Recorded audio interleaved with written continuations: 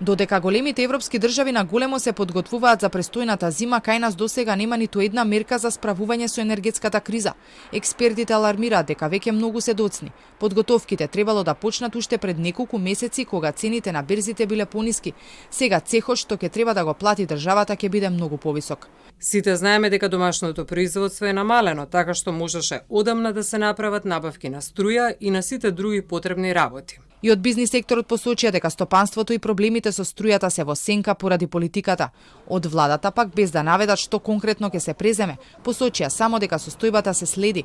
Надежите се и во ЕСМ дека ќе обезбеди 100% од потребите. Подготовки има, а струјата требало рационално да се користи.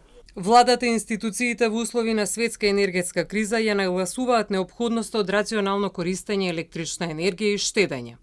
Согласно одлука на владата, сите буџетски корисници и единки корисници беа задолжени да ги намалат расходите за стоки и услуги за 10% и да достават соодветен предлог за рационализација на трошоците. И од ЕСМ со смирувачки тонови се прави се за да се обезбеди поголемо домашно производство. Во моментов се испорачува јаглен од Грција и од Албанија, се обезбедуваат услови за функционирање на ТЕЦ Неготино, тече испораката на мазут за термоелектраната Неготино, а во теке и набавка и на нови количини мазут за престојниот период.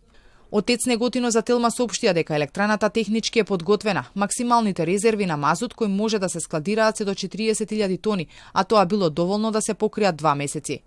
Проблем е и кој ќе ги грее Скопје ни од октомври. Откако БЕК ги изгуби лиценците, сега владата треба да најде нова компанија која ќе го прави тоа. Но тендер за избор се уште нема. Ако дојде до прекин на рускиот газ, регулатор нададе предлог топланите да се пренаменат да работат на дизел.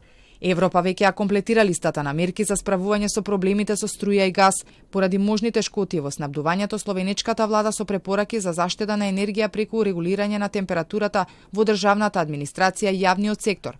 Во ЕУ зимава ниту една зграда деловен простор нема да може да се загрева на повеќе од 19 степени, но и разладувањето да не биде повеќе од 25 степени. Фабриките да ги намалат потребите од газ, да се префрлат на обновливи извори. Домакинствата да ја редуцираат потрошувачката.